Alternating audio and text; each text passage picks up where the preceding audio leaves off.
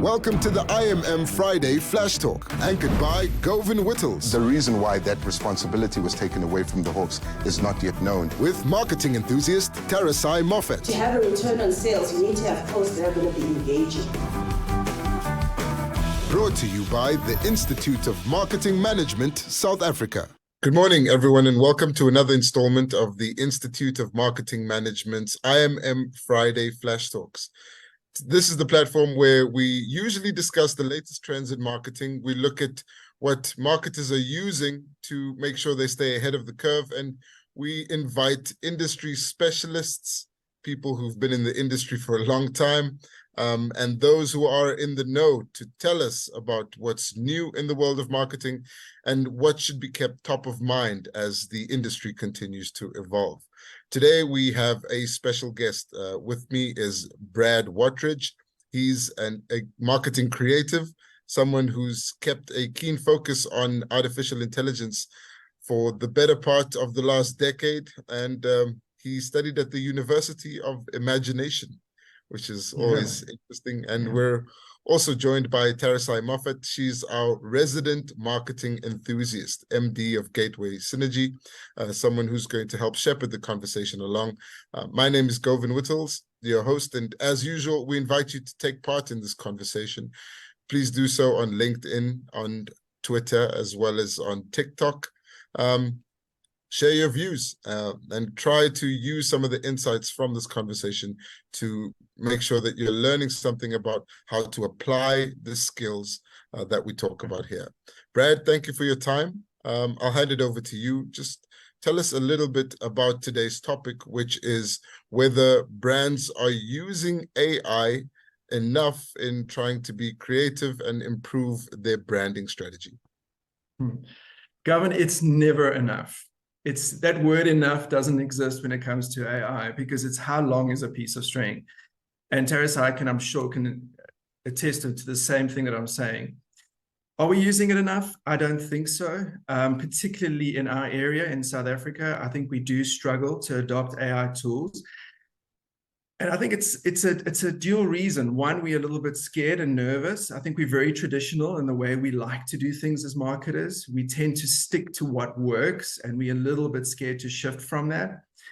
But the other side is that a lot of it, the AI tools are not built locally. And sometimes it's difficult to get the results you're looking for a very localized audience using an AI tool that was built in a basement in China somewhere. So I think the big thing is we can be more effective. I think we can definitely use it. And I've got some great examples we can talk about a little bit later on how they're doing it cross-border. But when it comes to creativity and branding, there's still very much a hands-on approach for us here locally. And I'm hoping that in the next 2 to 3 to 4 years, we'll start seeing quite a big shift as the conversation gets more and more. Okay, so I guess the first question is, what is AI when it comes to branding? And is it already being used? Tarasai, you interact with a lot of marketers. Is AI a foreign concept, or are they already using it? So there are some instances, your early adopters, that are going to implement it. They're going to run with it. And I think advertising agencies are also starting to struggle with that, because now clients are bringing some of these services in-house. Traditionally, they would have gone to an ad agency and asked for the ad agency to come up with the creative, ask the ad agency to come up with the visuals, the voice, etc., and then be able to place it on their platforms for advertising. And now they use tools like ChatGPT, for example, and they can create and ask, depending on the prompt that they put in, they can actually prompt it to come up with a campaign for them. And then they can use certain tools like text to image, text to video, and make their visuals. Yes, it might look generic because it's not very localized, but some of them are actually finding that they're running campaigns. So and they can actually have their scripts written, and a whole script can be written in terms of this is the start to the finish of the script. And that feeds into the marketing to say, so what happens within the industry? Is client now the marketing guru, or are aid agencies now the marketing gurus? And we're getting that bit of a shift. Obviously, there's still data, research, all of that still needs to be localized.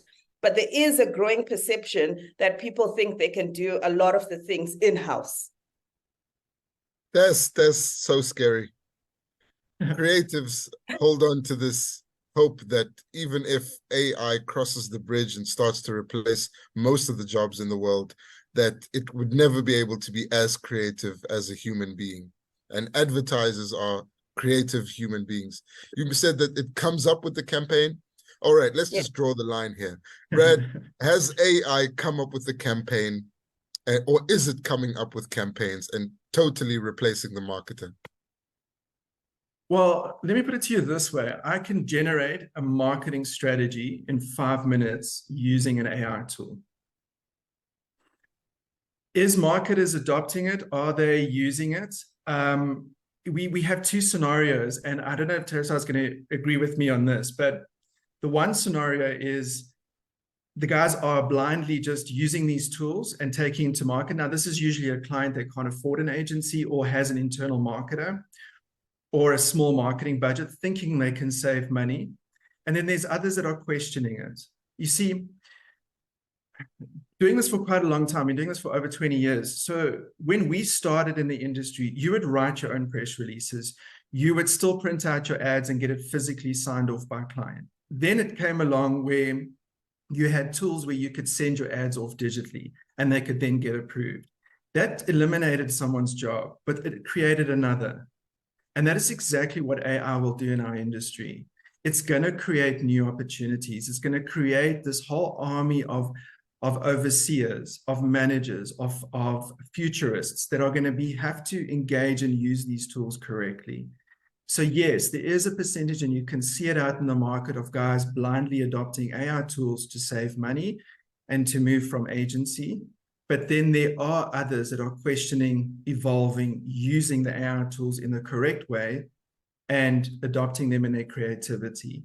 But those are quite a small percentage. There's still a lot of unknown, a lot of gray area, Bud. Okay, I mean, there's a lot of gray area, but let's stick to the black and white for now. Sure. Are there tools being used by marketers that have specifically worked in the South African context that the industry is comfortable with, or is this an experimental phase in the use of AI? No, I think there's definitely tools out there that people are using. Teresa raised ChatGPT as one of them. I think we're all pretty comfortable with that. As an industry, when we do decide to adopt something, we tend to do it quite quickly, and we kind of throw everything into it. So yeah, there are definitely tools that we are using in a South African context for South African campaigns and abroad. So the South African ad industry does develop a lot of campaigns that talk to a localized market, but we also do a lot of campaigning within Southern Africa and beyond. So yeah, there's definitely great examples of that. Tools like ChatGPT, there is syndication tools, which helps you refine your mailing systems to get out to an audience at a certain time. So in other words, I can use an AI tool to create an intent for a mailer. The AI tool will create the mailer, will distribute the mailer, will check the responses and engage with the respondent, all on its own. So those are things that are actively happening. But I would still like to say that it is quite a small market right now that is doing it, and it's still very much at a discussion point. There are some tools coming in that are replacing others, and it's just a constant adoption phase that we're in at the moment. Teresa, what kind of impact has that had? Is it an AI gold rush where marketers are jumping on the potential of these tools to improve their strategies? Or are we just seeing this as a sidebar, something that people are using, but not necessarily as a main tool? As a main tool, I'm not so sure, to be honest. But what it does do is it helps with your response time. Because traditionally you would have to, read a lot of articles, break down the census. These people are located in this area. Their ages 18 to 25 or 35, they're male, they're female. You are literally going through all this data analytics to come up with your strat. Now your response time is quicker. So if something is trending right now on the market, you can tap into that very quickly through geospacing, through the use of analysis, and then you can tap onto that campaign very quickly and increase your revenue. So it might only last for a week, that campaign. It's not a campaign that might last in terms of your brand development, and your brand is the most preferred brand, but it can certainly increase your revenue within that short period of time, which is very important, because then your sales can spike to 200% in that week because you're running with what's happening in the trends. And then obviously it'll drop and you have to go back to your normal traditional means of marketing. So it depends with how you use it. If you can use it as a very quick response tool to be able to gather data quickly about what people are talking about and devise your campaign very quickly in response to that, increase your sales, run a quick sales promotion based on what's happening at that time without having to go and shoot a whole campaign, let's say, then obviously you're very quick to respond, and the consumers are doing that form of engagement very quickly because they're constantly shifting within their engagements. So it makes you relevant and current if you adopt some of these tools. We've seen a lot of that happening, especially recently with trending topics. Does that also apply to targeted audiences, Brad? Yeah, absolutely. I think where really AI can play quite a big role in the marketing space, and where we can use it maybe more effectively and efficiently, is by syndicating our audience, by tracking and engaging with audience. And Teresa just spoke about it now beautifully, about how you can jump on something immediately using an AI tool. And it's not just one, you would stack different tools. That's the beauty of it. It's kind of like Lego. You're putting like different pieces together so that Lego piece can, on its own, can engage with your audience. And that saves you a hell of a lot of time. But the one thing that I want to raise is that there's this misconception of what AI really is. We've had AI tools. Facebook has been using AI with their campaigning tools that you use for 10 years or 8 years conservatively. It's just now that it's evolving to a place where it's leapfrogging. Every time a new tool comes in, it is eons ahead of the previous tool. And it's now getting into a space where, yes, you can probably pull your writer off that and give that to an AI tool to generate that content. But it is still very much driven by the emotion, the intent, the feel, the human being. And until we get to that space where they don't need that anymore, I think then we can start worrying a little bit. And then that gets into that whole Terminator 3, Arnold Schwarzenegger kind of scenario. I'm thinking. Closer to the singularity, I suppose. But Maybe, yeah. We're still very far off from that in the Southern African and African context, because so much of what we say and do is nuance, right? But chatbots are AI, and a lot of brands have employed them. But that's really, in a sense, it can go 50-50, because either it really works very well or you end up losing your customers because the responses are just so generic and robotic. Are there tools that have helped that, or? Yeah, so that's a nice example, because a chatbot, if you put a chatbot onto let's say, for example, you have a website and you want to be able to capture your audience 24/7, right? There's two ways of doing it. One, using an AI tool where it can auto-generate responses using an intelligent programming system, right? So I can type in there, Hi, chatbot, I have a problem with my bank card. Can you help me?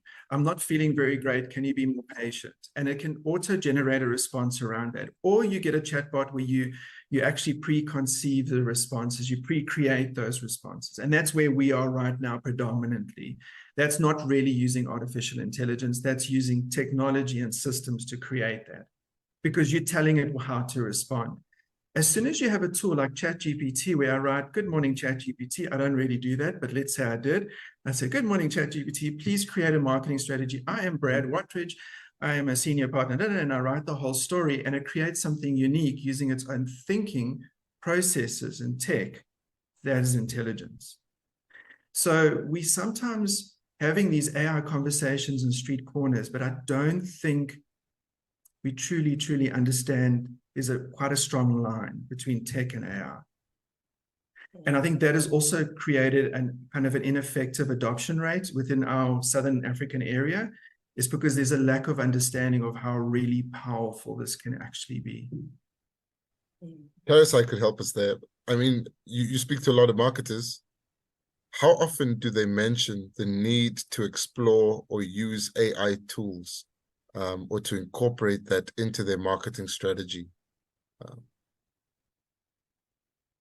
So it's really growing. I mean, AI is like, it's currently the buzzword, you know. Innovation is currently the buzzword. Technology is currently the buzzword. We all know that if you're not using innovation, technology, AI, and combining it with other matrix, you know, gender, diversity, ESGs, all of those things that matter at the present moment, then you are falling behind. You're lagging behind as a company, you're lagging behind as a brand, you're lagging behind as a business. So it is something that people are talking about. And there are certain websites that are now also being designed with copy from AI that is being used. There are social media posts that are being written using AI. I mean, you go to your LinkedIn profile yourself. There's some copy there that you can actually read that this was not this person who wrote this. This sounds a little too eloquent and polished to be this person, because you know them and you know they've used that tool to actually write that this is what this is the engagement that we're looking to have. So it is being used in South Africa.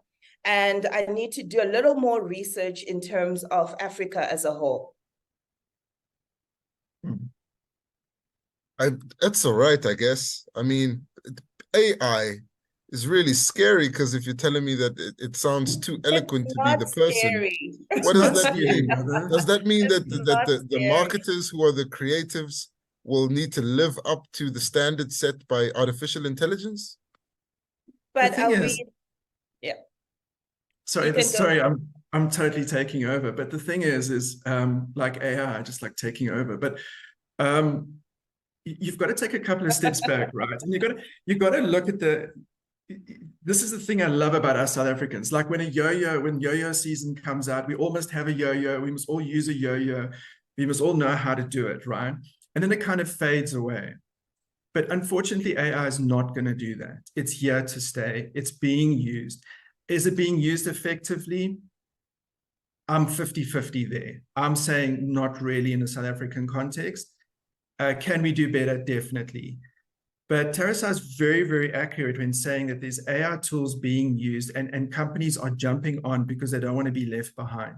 But the key is, you've got to go right, as a marketer, you've got to go right back to the beginning. What problem are you solving for your customer?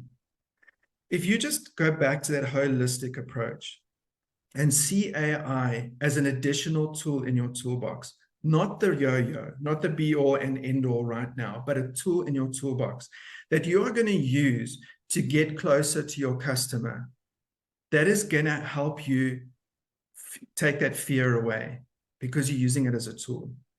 But if you let it dominate you, if you let your friends or your fellow marketers or anyone in any sort of institute kind of bully you to say, you've got to be doing this, you've got to be doing this, and you jump on there without clarity, you're going to mess up holistically. You're going to start putting pure chat GPT social media posts into social media and not even check it or tweak it or change it. And that is not the right way to go. So, buddy, it's not scary, but you have to enter this relationship with the right intent.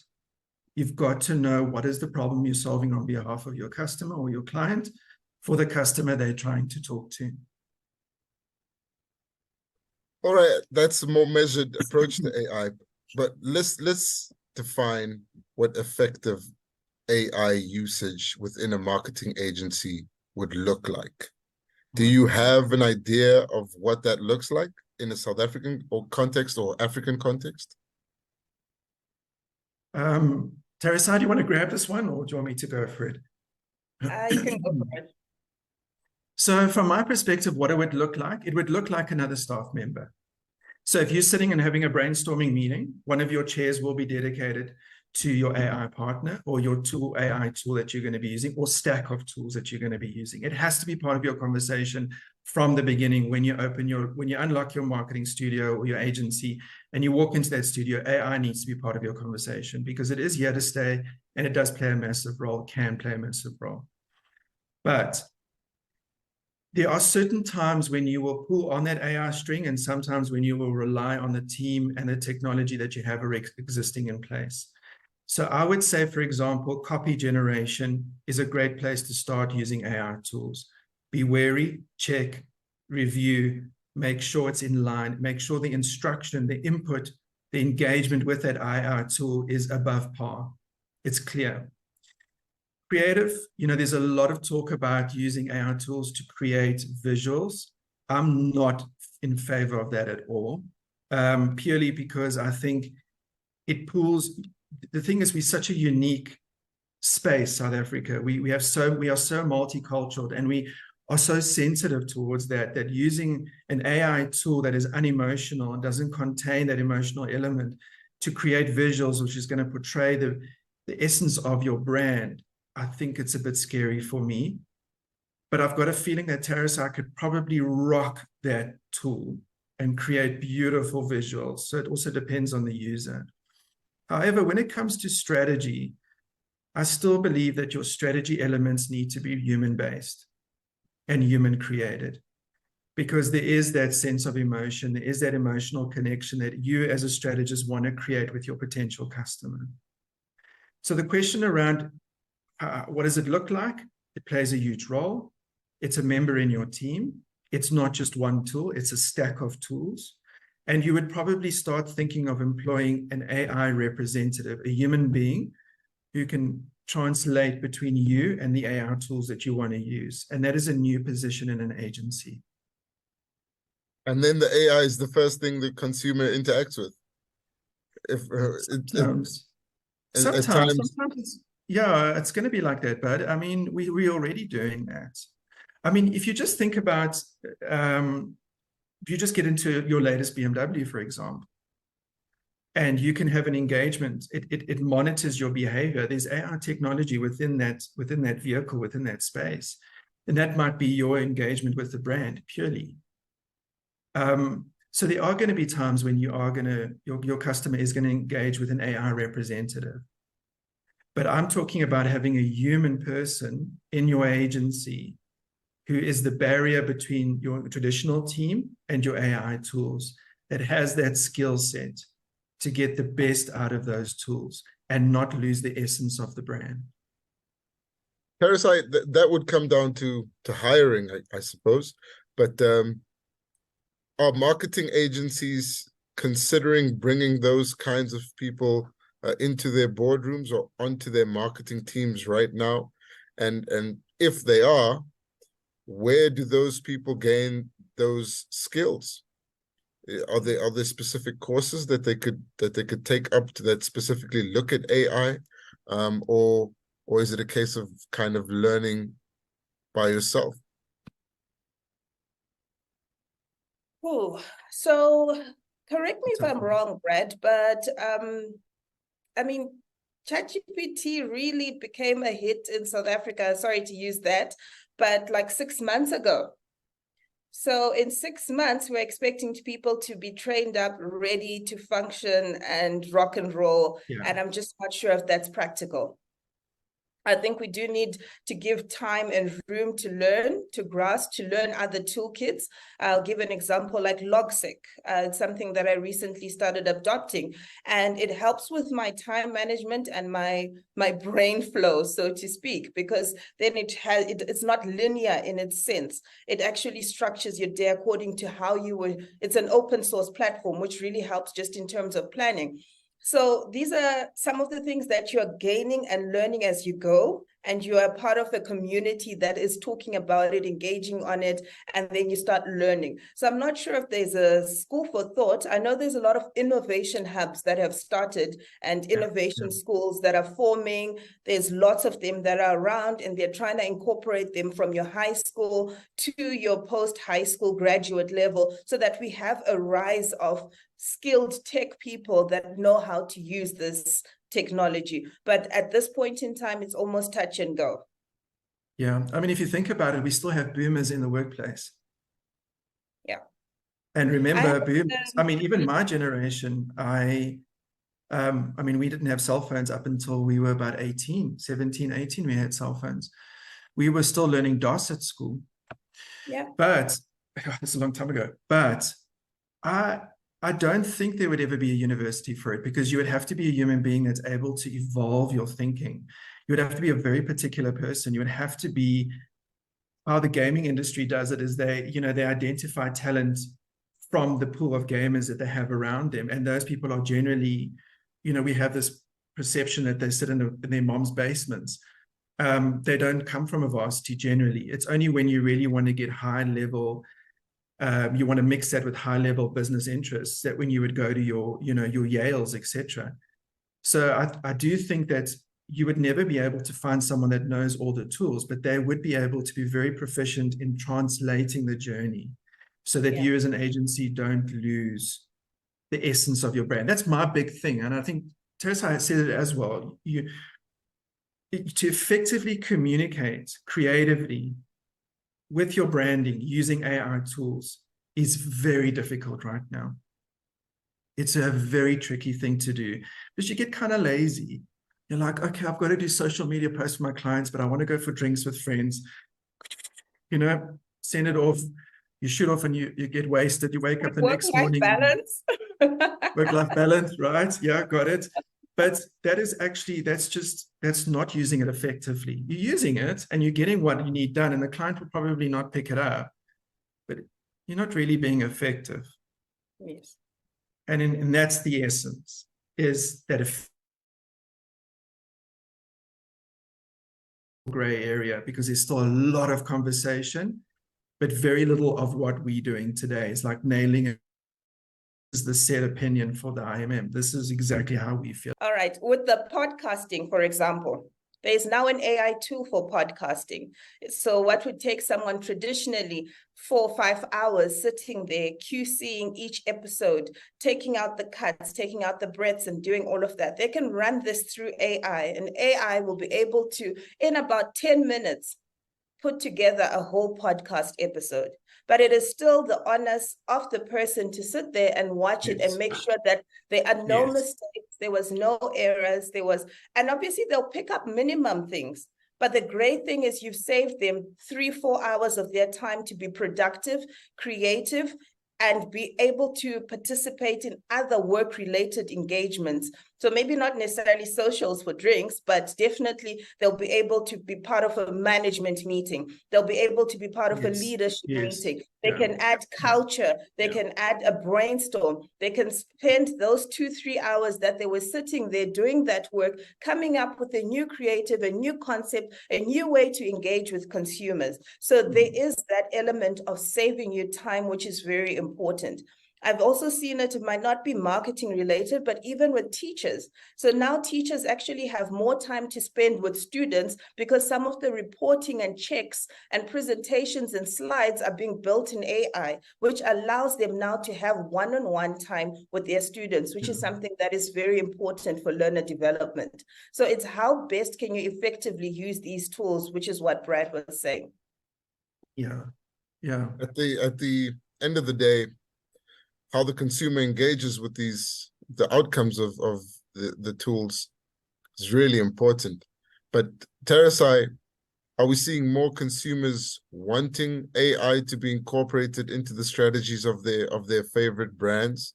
Or has there been any research done on whether consumers are gravitating more towards these AI inclusive brands? I think we can go to Brad's case studies. He mentioned that he had a few case studies. Maybe we can pull insights from those. Okay.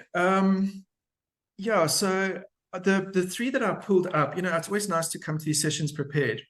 And to be honest, when we first got the topic around how effectively, I never like talking bad about anybody else in the industry. It's much love for all of us, right?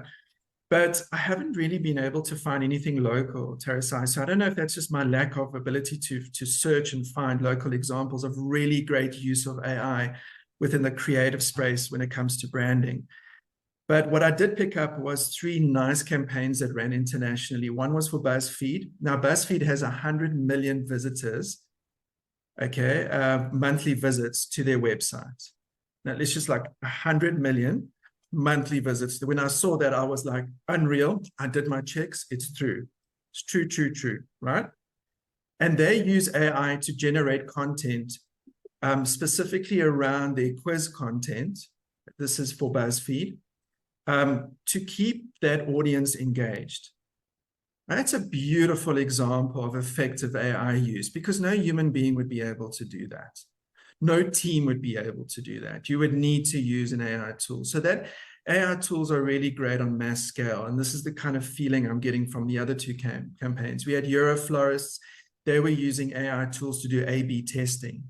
So A/B testing is when you put two scenarios or two products or two situations next to each other, and you test that in the market to see which people would prefer. And they were doing it auto-generated. So they would send that AI tool into a certain demographic, and they would say, create the tests, facilitate the tests, engage with the audience, and send us the results. I think that's really amazing. And for me, there's no need to involve human in that process. So for me, that was a great example. We had HubSpot. They were leveraging AI to optimize their mails. I mentioned it earlier in the session.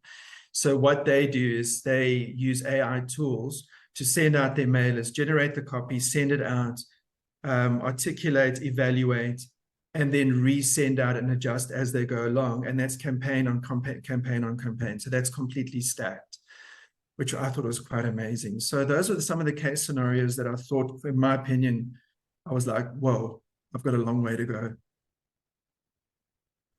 Does seem like we're lagging behind. What do you think of those, Terasai?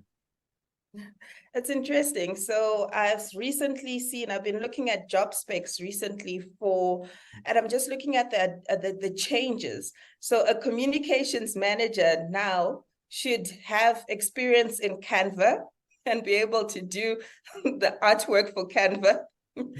They should be proficient in Adobe so that they can be able to do community management. They should be efficient in, it's like now a communication specialist is now expected to have all of these functions and roles, whereas traditionally that would not have been the case. And I think it's probably trending on the concepts like these where now you need to have more and more engagement. And how do you do that? And how do you manage that process?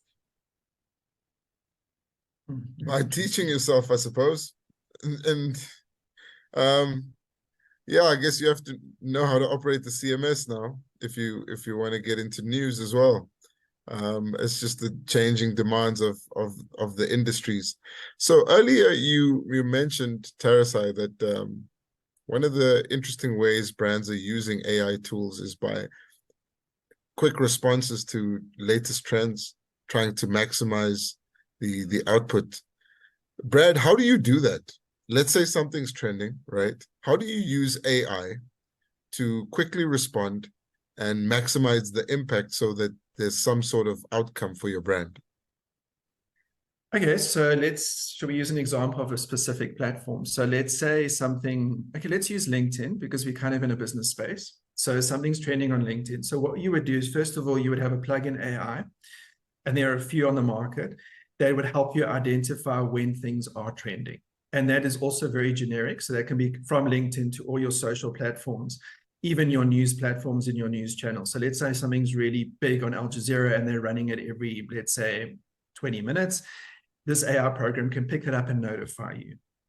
Then what they would do is then you would use another AI tool with that subject line. You would then prompt that AI tool to create a rebuttal content that you can then take to market that ties in, but also keeps your brand promise. And I mean, we've seen examples of this done in old school tech, like Nando's with the posters, you know, so they pick up something, but the AI tools will be able, and where I feel the AI tool is the most important is picking up the trend.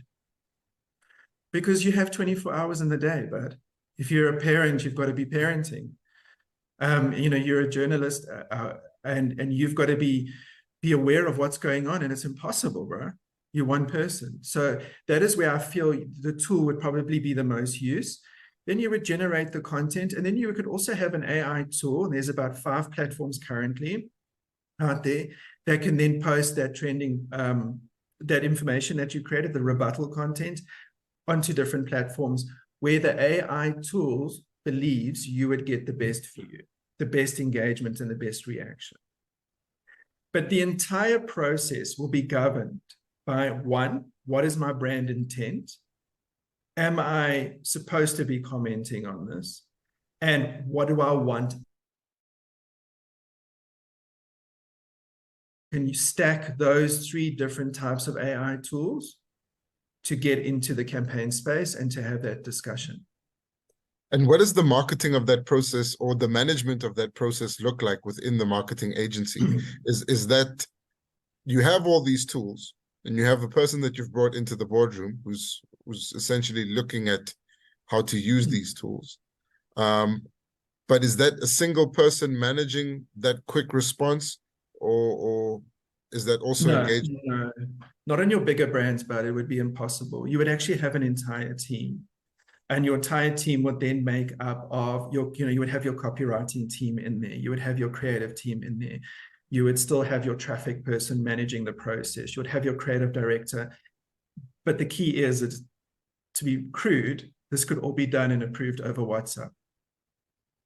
So if you think of it from that perspective, you would still need your team. And so that is why when somebody says, oh, AI threatening jobs, I do struggle with it. I love history. And when you look when the motor vehicle came out, you know, you didn't see horse people saying, you know, motor cars are going to threaten horses, the use of horses. It's just helped us to evolve to the next space and evolve our job descriptions.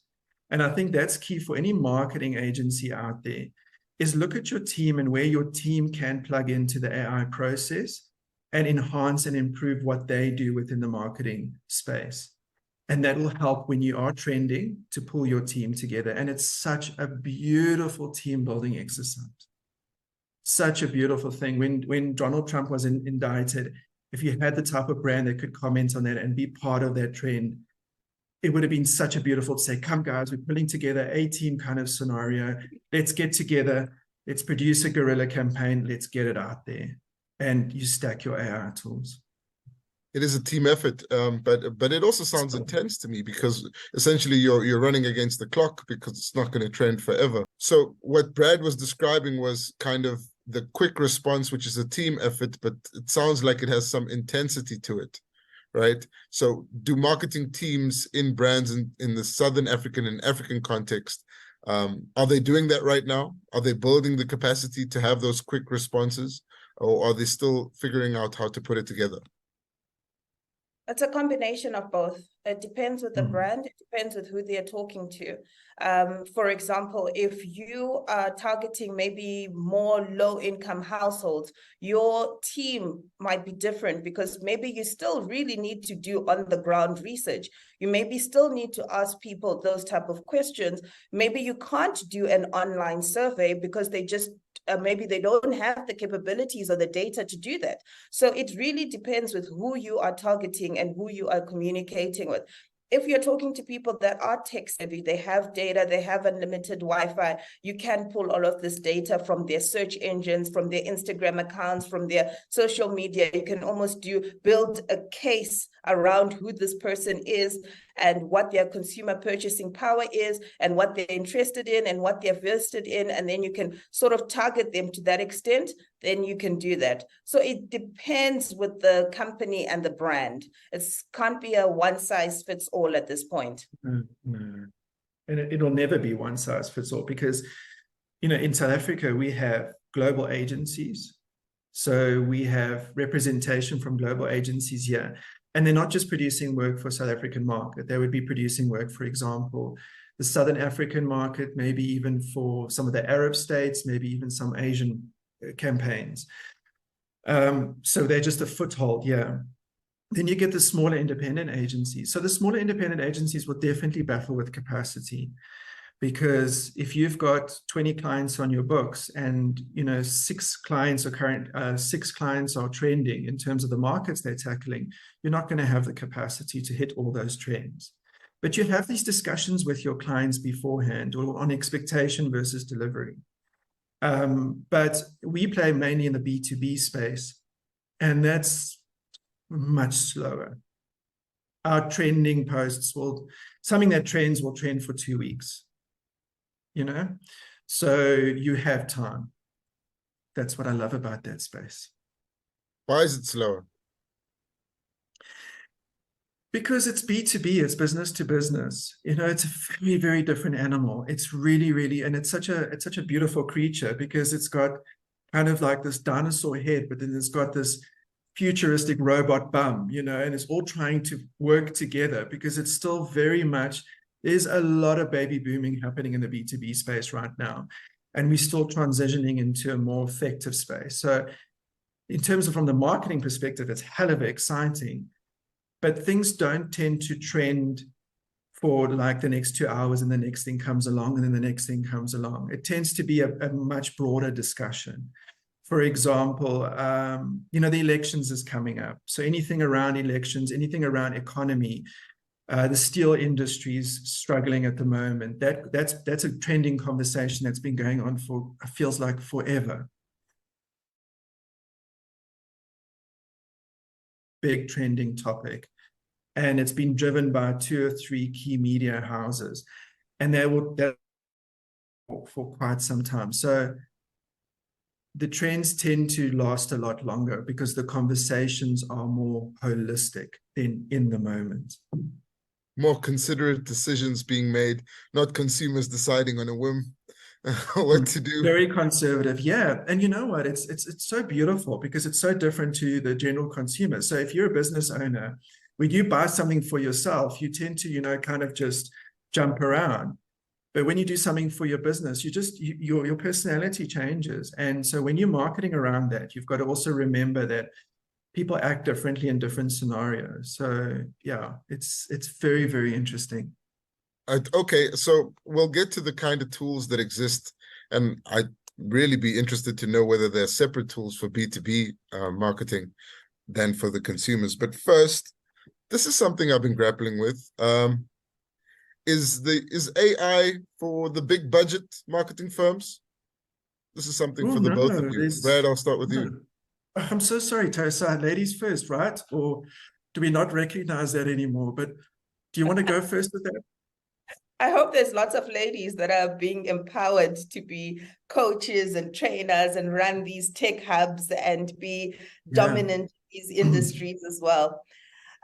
So a lot of the open AI platforms, most of them could be free. And then you can buy into them when you need it, depending on how specialized the services are that you require.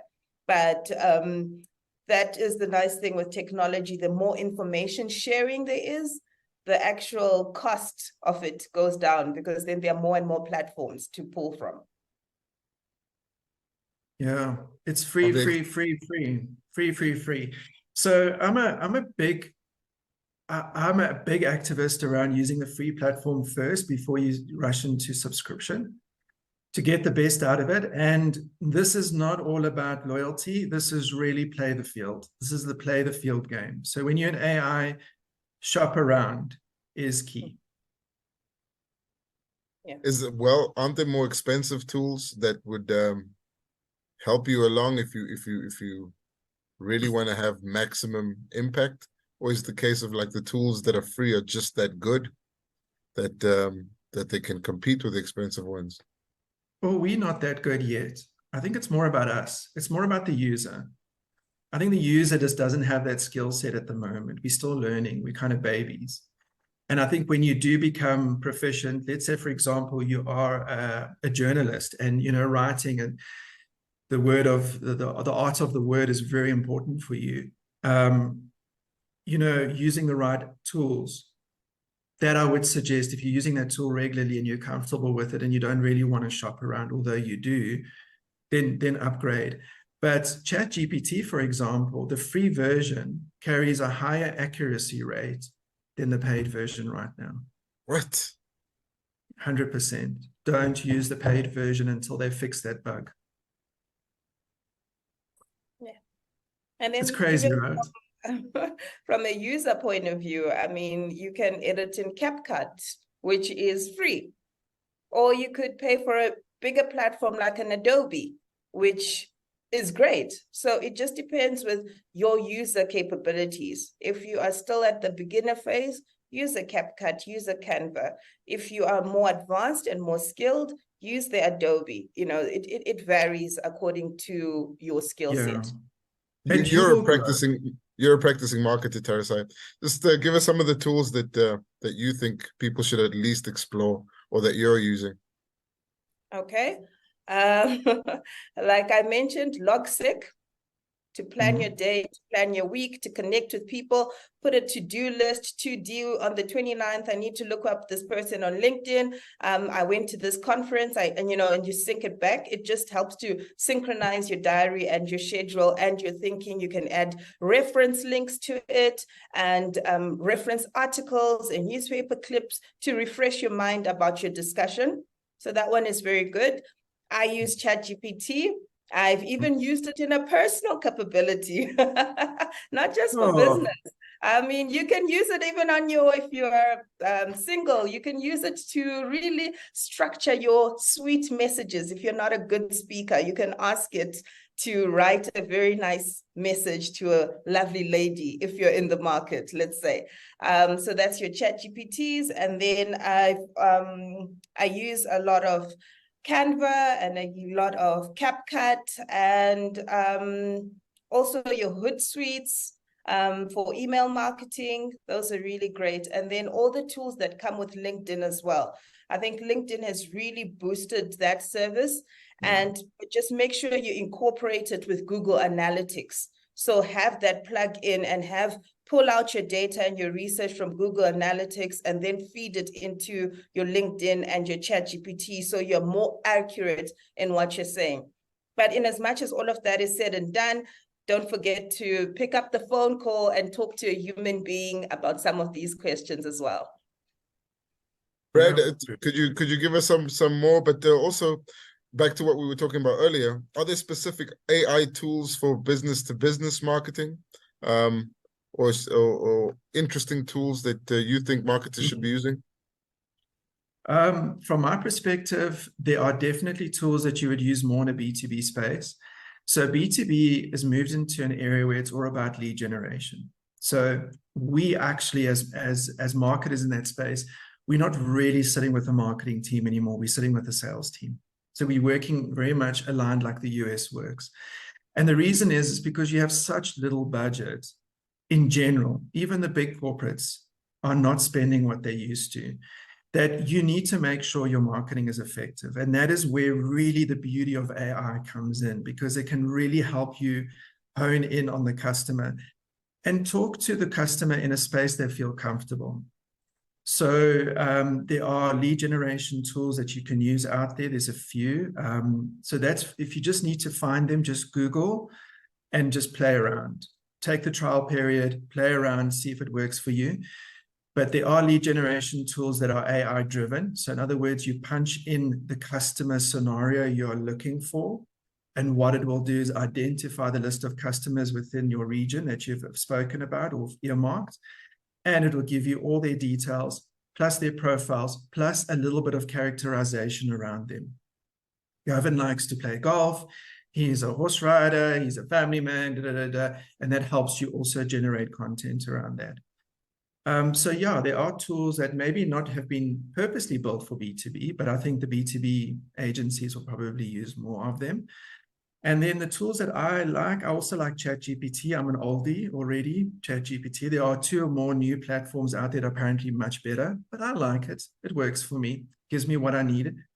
And then there's a few others that I use. The big tool that I use that is incorporated a beautiful AI element is Grammarly, to check grammar and spelling. So the paid grammar, yeah, you know, because English sometimes is not our first language, even when we're English. And so sometimes what we need to do is you use the tool when you write out your text. Sometimes the AI copy that is generated is very Eurocentric or very Americanized. The way they speak, the idioms that they use, you know, the way the sentence is structured.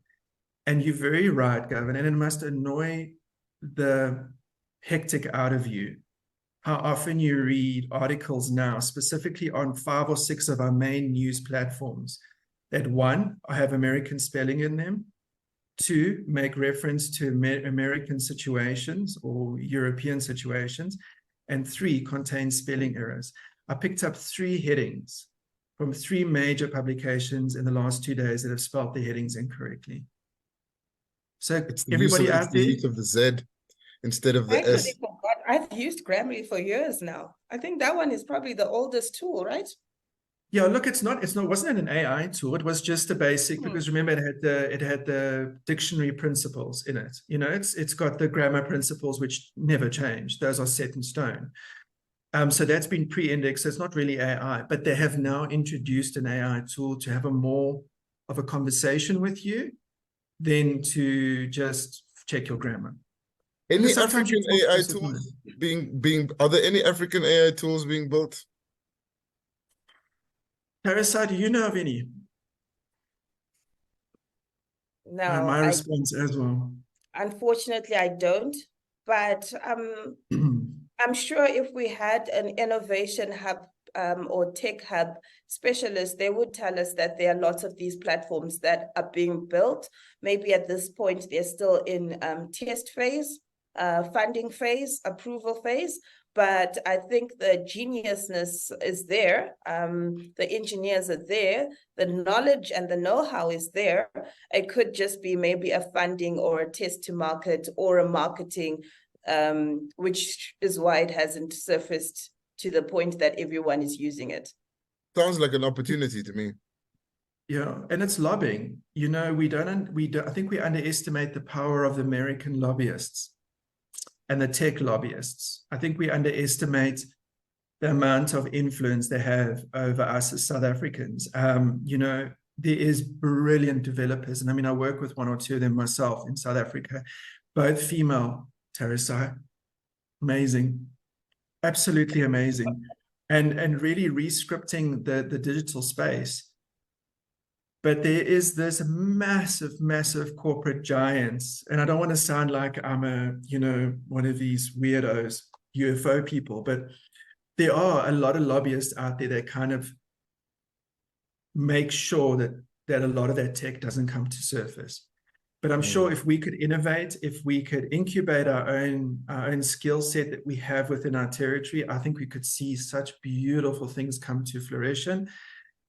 But with the lack of funding and, you know, the lobbyists that we have from the West, I think we're going to struggle. Hopefully the marketers that are watching are going to start pitching. Even the Asian guys, they are just on the ball at the moment. Yeah. Yeah, it's crazy, but yeah. Yeah, well, hopefully this conversation leads to people deciding to approach their CEOs or CFOs, telling them that maybe we should invest in developing a tool for our company. But even if they Okay, do so develop it, as he mentioned, what might happen would probably is they would buy the technology, then they would bring Yeah. it in, and then it falls under the umbrella bracket of this big corporation versus the startup that started it. So they'll probably be offered a very nice deal, and then they would buy out the technology. I mean, if you just okay. think of us as consumers, I mean, think of yourself, Teresa and Gavin. When you go into a supermarket, do you buy strictly South African brands? Do you even look for that anymore?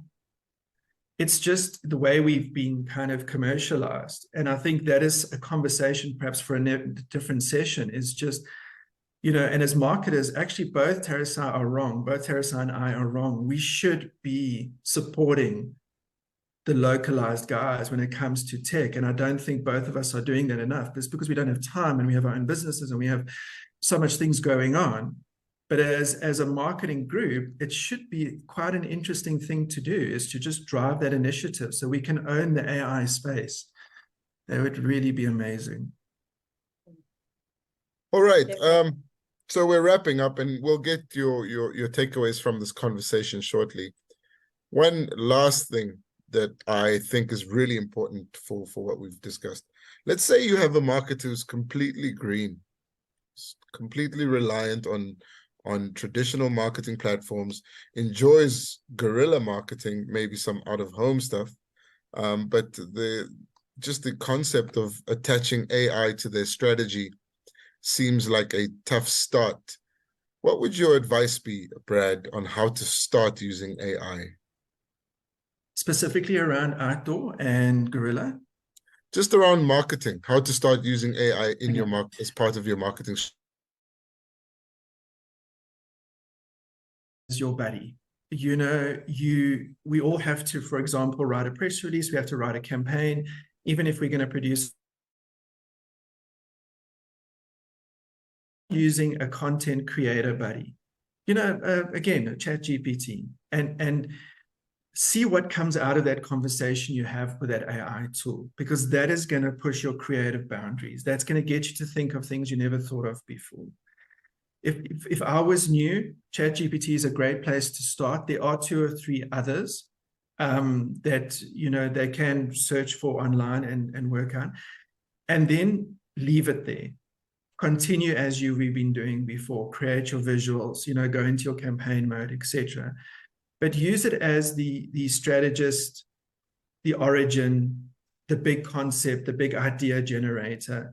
And from there, slowly introduce tools as you go along. Remember, so what do you say? Do you say like, hey, ChatGPT, please help me come up with an idea for a marketing strategy? Or do you say, help me write a press release here? You can do both, but the quality of the response on the second one is going to be a lot worse. So ChatGPT is like you're talking to another human being, right? So it'd be, hey, I am Brad Watridge. I am the senior partner at Hot Mustard, and I need to create a marketing strategy for one of my clients, X. X produces this and this, and they are targeting this and this and this, and they need an outdoor campaign to run in the Greater Sandton area, South Africa. Please give me ideas. Then it prompts the ideas. Then after that, you prompt it at least 2 more times to train it to think in your way of thinking. So after that, you would prompt again. Thank you. Please elaborate on the following. Prompt.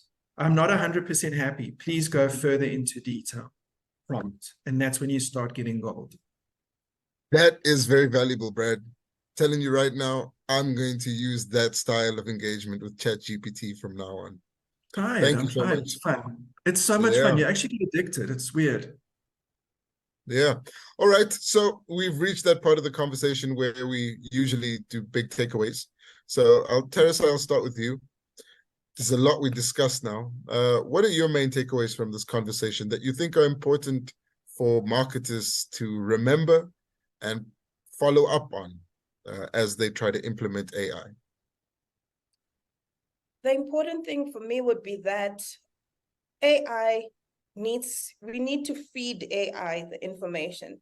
And so we need to almost have, I know we haven't delved into this too much, but we almost need to feed it the African knowledge, because when you look at most of these, as Brad mentioned, it's a lot of it is US-based, European-based, Asian-based. But we are in Africa, and we have the opportunity now. You know, we've got the African Continental Free Trade, we've got knowledge, tech hubs, innovative hub, entrepreneurs. How can we together with marketers synergize so that we feed AI the information that is relevant and specific for Africa, so we can tailor make our strategies and then ensure that you are making it a part of your organization to save you on running time, because there's a lot more things that we can do or our employees can do if we don't put them in a box and say, you have to work only on this. If we allow room for the employees to be able to structure their day and structure their time, they can add more value within an organization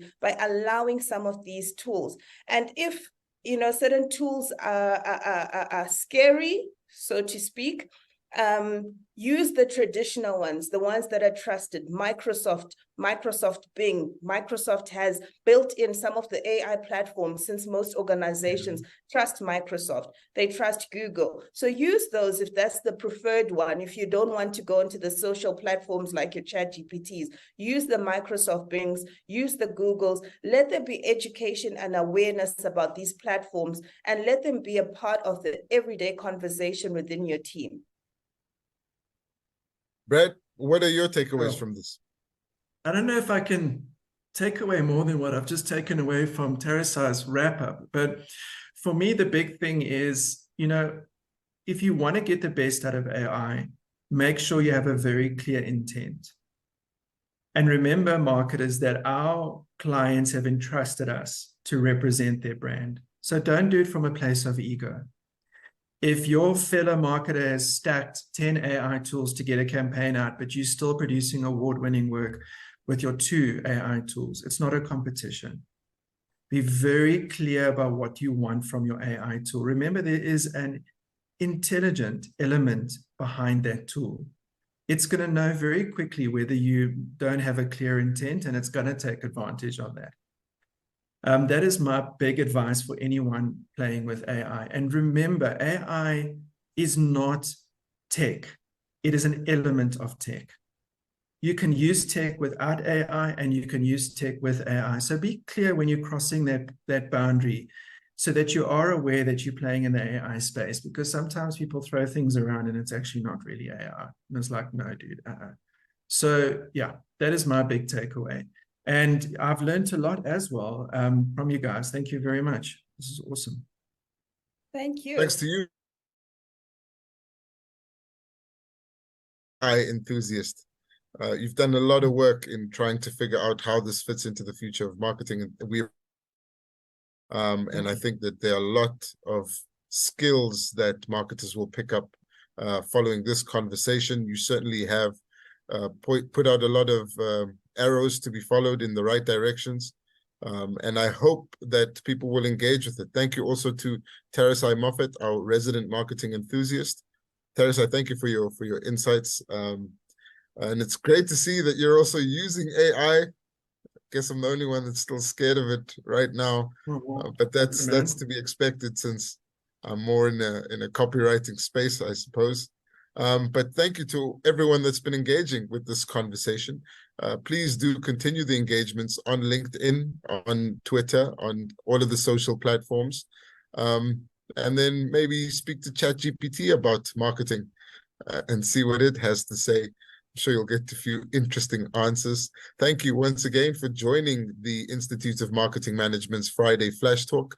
My name is Govan Whittles, your host. It's been a pleasure. As always, remember to catch up on some of the other episodes that have already aired on LinkedIn.